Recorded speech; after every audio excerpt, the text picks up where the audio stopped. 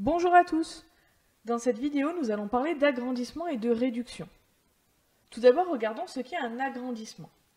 Un agrandissement d'une figure, c'est simplement prendre toutes les longueurs de la figure et les agrandir de manière proportionnelle, c'est-à-dire les multiplier par un même nombre plus grand que 1. Il est important que toutes les longueurs soient multipliées par le même nombre, sinon ce n'est pas un agrandissement. Il faut que les longueurs de départ soient proportionnelles à celles de la figure finale. Une réduction repose sur le même principe, sauf qu'au lieu d'agrandir ma figure, je diminue ces longueurs, je les réduis. Donc dans une réduction, les longueurs sont multipliées par un nombre cette fois plus petit que 1, pour qu'elles deviennent plus petites.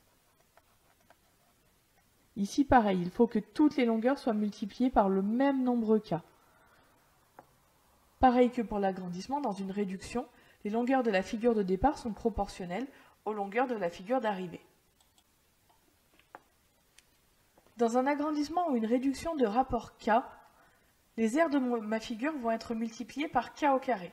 Si vous voulez une explication détaillée, il y a une fiche méthode sur le site qui vous explique de manière graphique pourquoi est-ce que les aires sont multipliées par k au carré.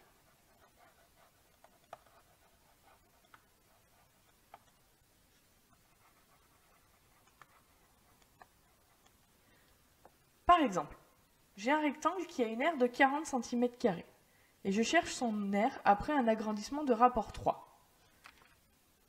Donc avec la propriété précédente, je sais que l'aire du rectangle va être multipliée par k au carré. Ici, k est égal à 3. Donc l'aire du rectangle va être multipliée par 3 au carré.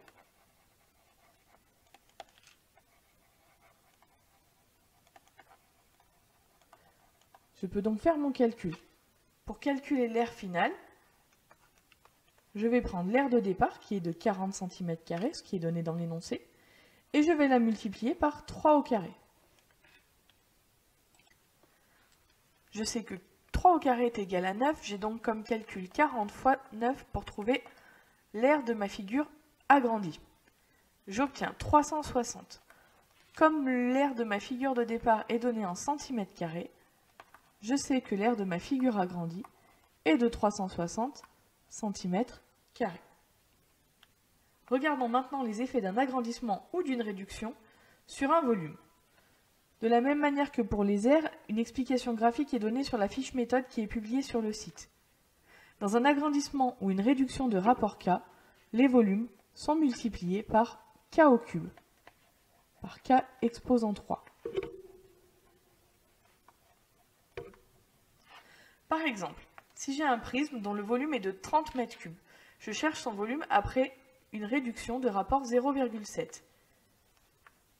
Ici, comme je cherche l'effet sur un volume, je vais multiplier le volume par k au cube. Ici, comme k est égal à 0,7, je vais multiplier mon volume par 0,7 au cube. Maintenant, j'effectue mon calcul. Je vais faire mon volume de départ, qui était de 30 m3, que je multiplie par 0,7 au cube. À la calculatrice, j'obtiens 10,29. Comme mon volume de départ était donné en mètres cubes, je sais que mon volume de la figure réduite est donné en mètres cubes. C'est donc 10,29 mètres cubes. Je remarque que ici j'ai bien une réduction, puisque 10,29 est plus petit que 30.